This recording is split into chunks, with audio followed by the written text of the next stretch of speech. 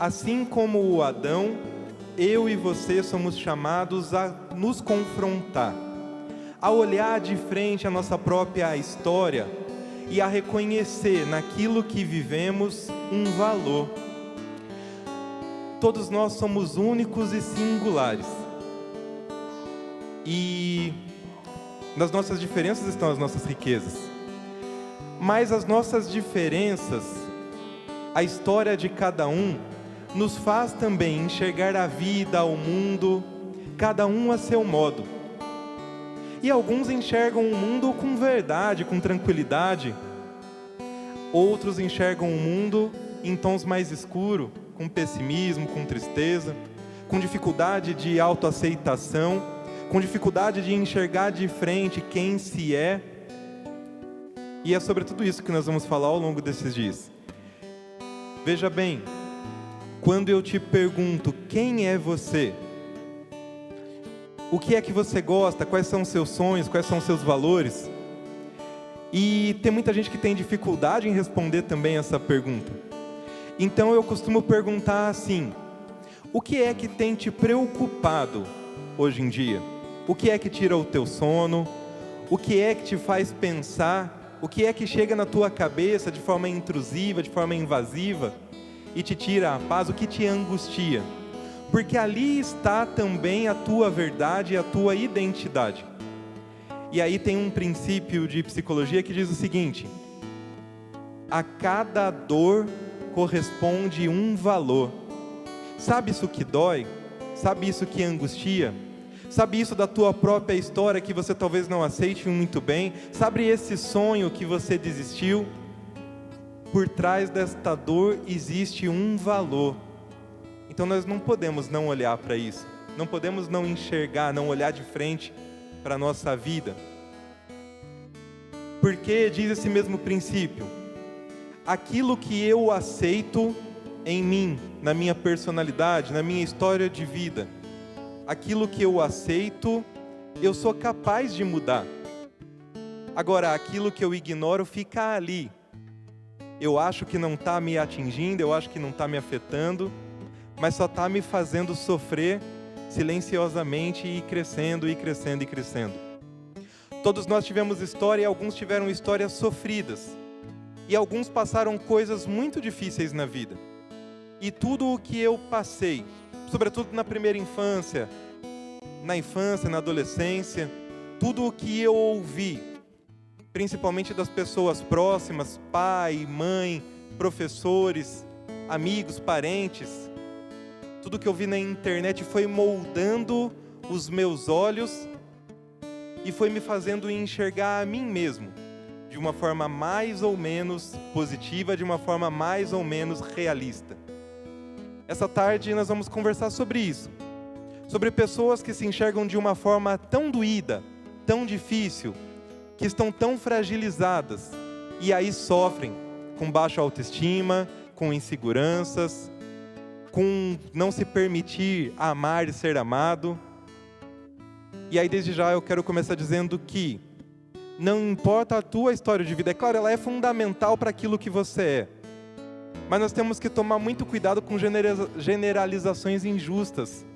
Não é porque até aqui eu não consegui fazer o que eu queria, eu não consegui conquistar algo na vida, que eu não posso mais. Não é porque aqui eu tive determinada dificuldade que eu sempre vou tê-la. Então nessa tarde vamos olhar para a nossa história de vida e vamos ver o que eu estou fazendo daquilo que me fizeram, o que eu estou fazendo de tudo aquilo que eu vivi. Porque a tua história não precisa ser uma sentença. E quando a gente fala então de autoestima, nós estamos falando desta lente que foi construída desde a nossa infância, a partir de olhares de reprovação, a partir de falas de incapacidade que nós pegamos dos outros. A criança é totalmente autocentrada. Então tudo aquilo que acontece, tudo aquilo que a circunda, ela associa diretamente a algo que tem relação com ela. Os pais estão brigando, opa, sou eu. Os pais estão ausentes, eu não sou digno desse amor. Existem situações ruins acontecendo com a minha família, com os meus amigos. Mas comigo aqui isso está desse jeito? E quando criança faz sentido que nós olhamos assim. Mas conforme nós crescemos, nós vamos vendo que não, o mundo não está totalmente nas nossas mãos. Ninguém é perfeito. Tem coisas que são dos outros e não são minhas. Então eu não devo me atingir. Mas, querido, muitas pessoas têm dificuldades de reconhecer isso. E continuam, quando adultos, com essas máscaras, com essas lentes de amor condicional. Ou seja, o outro gosta de mim por aquilo que eu faço, não por aquilo que eu sou. De busca constante de aprovação, de dependência, de subjugação. E pessoas que têm essas dificuldades com autoestima, com autoimagem, com autoconceito, né, o que pensam sobre si mesmas, geralmente tendem a agir a partir disso, confirmando esse tipo de pensamento. Se sabotando, é aquilo que a gente chama de autossabotagem, entre aspas. E fazem isso de 3 modos. Eu quero falar de um deles agora e daqui a pouco a gente fala dos outros 2. Mas a primeira forma que alguém que tem dificuldades com a sua autoimagem, com a sua autoestima, com a sua própria identidade, tende a lidar é a partir de algo que a gente chama de resignação. Ora, veja bem, diante de qualquer estímulo aversivo, diante de qualquer perigo, nós podemos paralisar, nós podemos fugir ou nós podemos lutar. Resignação é quem decide paralisar. Ou seja, é aquela pessoa que veste a carapuça. É aquela pessoa que assume, sim, eu sou assim. Eu não sou digna de valor, eu não sou digna de ser amado. E por isso, são pessoas que geralmente podem mostrar-se muito submissas, por exemplo. Sabe você que geralmente essa queixa é muito comum. Danilo, eu não sei falar não. Aquela pessoa que não tem voz para nada, que não sabe falar não. Muitas vezes é insegurança de achar que se falar mal para alguém, esse amor que é condicional vai ruir, que ela pode perder, que ela pode ser abandonada. A resignação é o que faz pessoas tolerarem, por exemplo, relações muito abusivas, com patrões que são cruéis, com relacionamentos que chegam a ser violentos, mas para ela, tá bom. Não consegue achar força para sair, para mudar essa situação. Acaba quase que validando a agressão sofrida do outro. O Danilo, é importante, né, que você fala isso, porque a gente precisa conhecer. Porque às vezes as pessoas que têm pessoas vamos falar desse tipo, na família ou pertinho, a gente pensa que é fraca. Né? A gente pensa que ela não dá conta, a gente faz um pré-julgamento muito ruim. E não é isso, né, Danilo? Ela acha, né, que não dá conta. Ela acha, mas dá. Geralmente é aquela, qualquer coisa tá bom. Sim. As pessoas que estão de fora estão vendo, estão enxergando que ela precisa fazer algo, que ela precisa mudar, que ela está sofrendo. Mas esse sofrimento eu aguento. Estar com ele sofrendo eu aguento. Sim. Estar sem ele eu acho que eu não dou conta. Essa queixa é muito comum. De tal modo que essas relações desequilibradas acabam gerando nessa pessoa sentimentos do quê?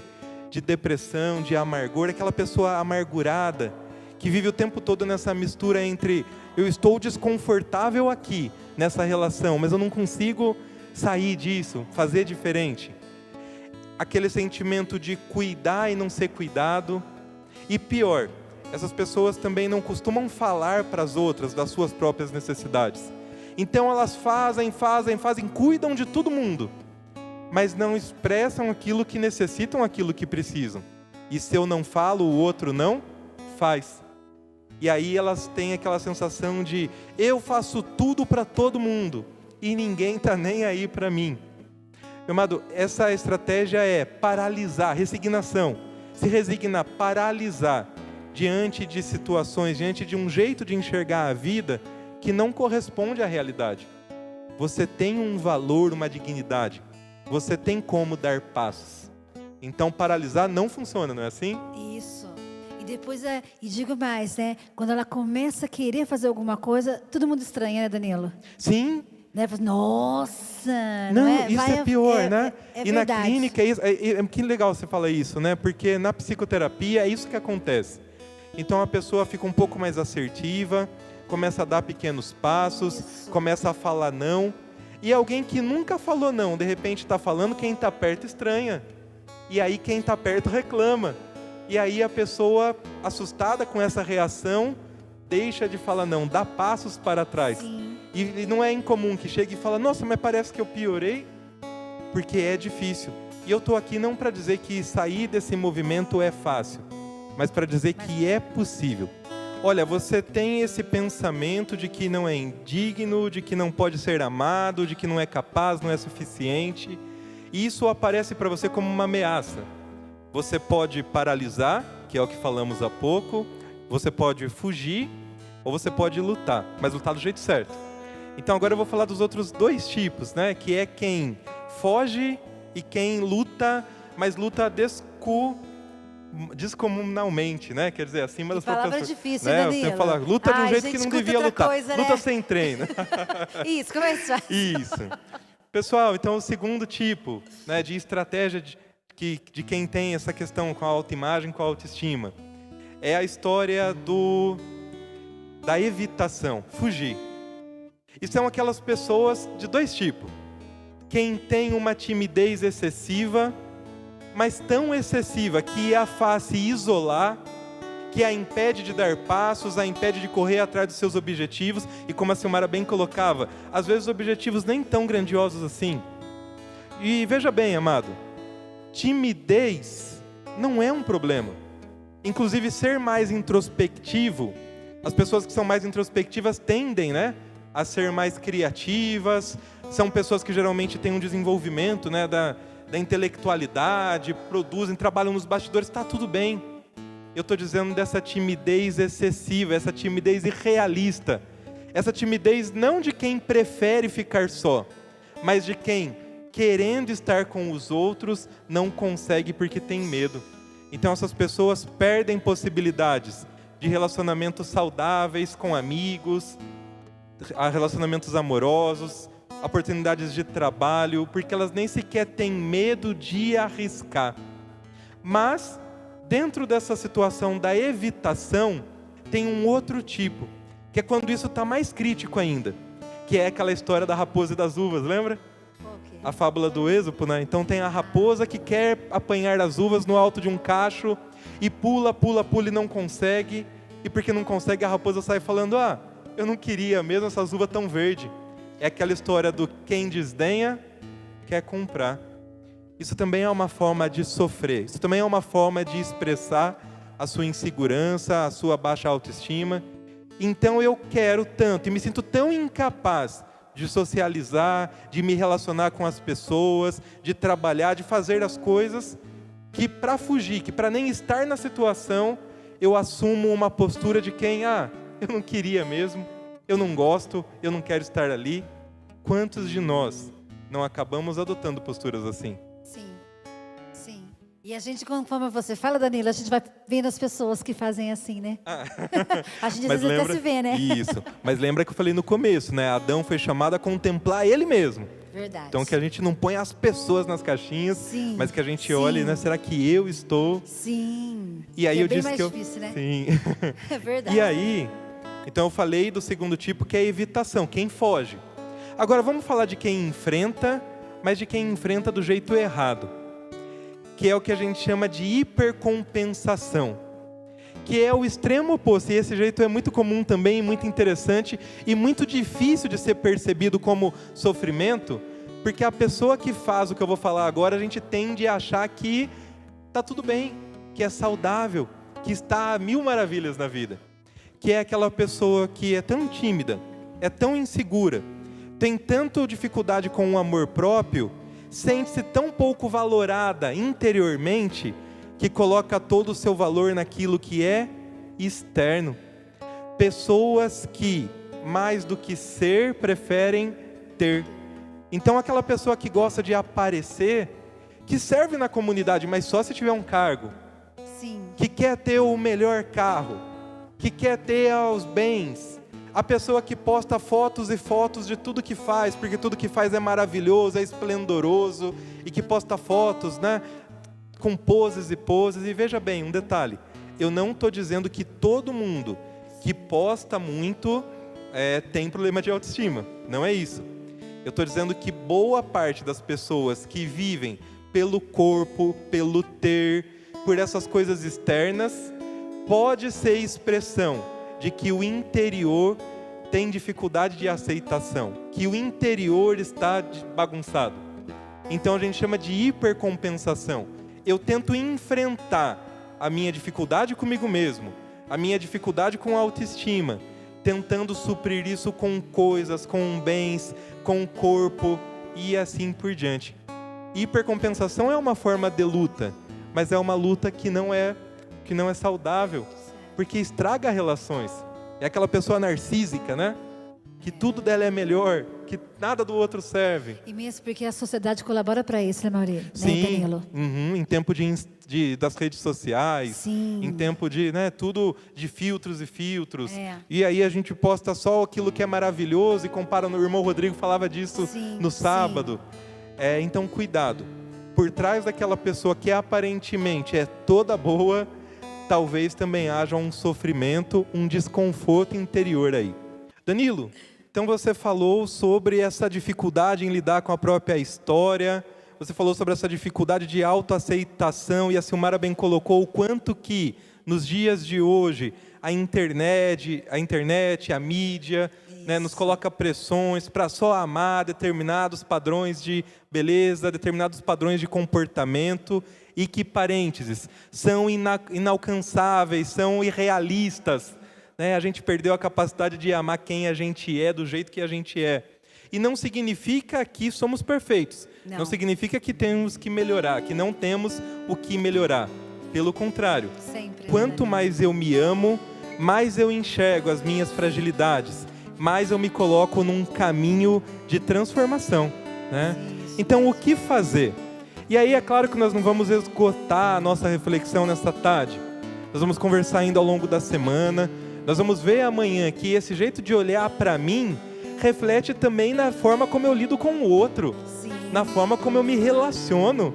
Então, a pessoa insegura, por exemplo, tende a ser uma pessoa mais ciumenta, uma pessoa mais dependente, uma pessoa mais exigente e várias outras situações que nós vamos estar conversando amanhã. Mas, por enquanto, o que eu gostaria de dizer? Primeiramente, que a gente possa valorizar os pequenos passos, O que fazer?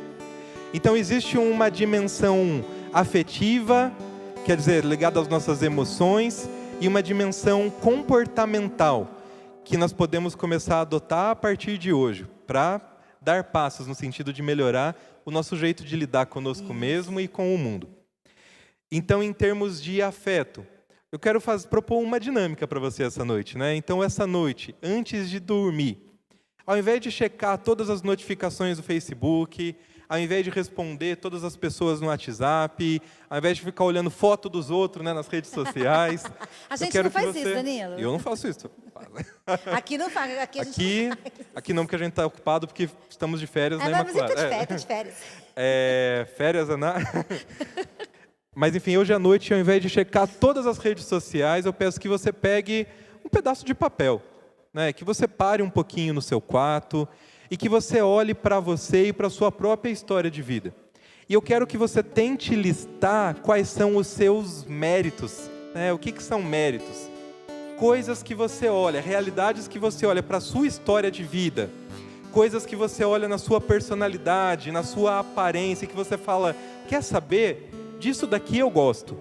E nem são grandes coisas, mas são coisas que para você tem um significado todo especial. Lista tudo isso. Sabe por quê? Sabe o que concorre para destruir a nossa autoestima? É que se a Silmara fizer uma crítica para mim hoje, a nossa tendência é ficar remoendo esta crítica e todas as emoções ruins que essa crítica nos desperta. Então, ao fazer a lista de méritos, eu quero que você tente imaginar quais são os sentimentos positivos, alegria, orgulho, gratidão, amor próprio, enfim, quais são os sentimentos gostosos, positivos que você tem em relação a você. E o exercício é, ao longo dos dias, ao invés de remoer apenas aquilo que não foi bom, apenas aquilo que você ouviu e te machucou, para refletir, para meditar, para remoer, para ruminar essas alegrias, essas conquistas, esses méritos que você colocou ali. E em termos de comportamento, eu proponho um exercício que a gente chama de ativação comportamental, ou seja, não vamos dar um passo maior que a perna, mas vamos escolher uma coisa, um desejo, um objetivo. Eu quero puxar conversa com alguém e não sei como. Eu quero estudar uma coisa que eu acho que eu tenho dificuldade. Eu quero tentar fazer um prato diferente e eu acho que eu sou um desastre na cozinha. Uma coisa simples. Eu quero fazer um doce de leite que eu vi no Facebook e que vai ser... Gente, ele está me provocando, porque eu fiz isso essa semana. Você vai escolher uma coisa. E aí você vai tentar fazer esta coisa. Mas é uma coisa só. E veja bem, que seja uma meta alcançável, realista. Porque quando a gente faz isso, Silmara, sabe o que a gente faz? Eu tenho dificuldade em ter amigos, em me socializar. Então eu quero entrar, adolescente faz muito isso, no grupo mais popular do colégio. Sim. Eu acho que eu tenho dificuldade na cozinha. Então eu vou fazer um prato Masterchef. A gente coloca padrões inalcançáveis para que a gente fale, tá vendo? Eu não sirvo para isso mesmo. Para que a realidade confirme aquilo que a gente acredita. Vamos parar de judiar de nós mesmos. Vamos parar de colocar padrões tão irrealistas, tão inflexíveis para nós como meta. E vamos escolher pequenas coisas para dar passos. Para que a alegria desses passos pequenos, mas bem-sucedidos, nos motive a dar cada vez outro e outro e outro. E por fim, se você é daquela pessoa que tem realmente uma dificuldade muito grande de aceitar você, sua aparência, seu corpo, sua personalidade, eu proponho um detox das redes sociais um pouquinho, né? Aquilo que eu penso sobre mim, o que eu sinto, a forma como eu enxergo o mundo, o outro, influencia diretamente nos meus relacionamentos. Nós vamos estar falando amanhã sobre relacionamentos humanos, sobretudo o relacionamento familiar, o relacionamento casal, e vamos estar comentando de um livro bastante conhecido, e que eu sempre indico, que se chama As 5 Linguagens do Amor.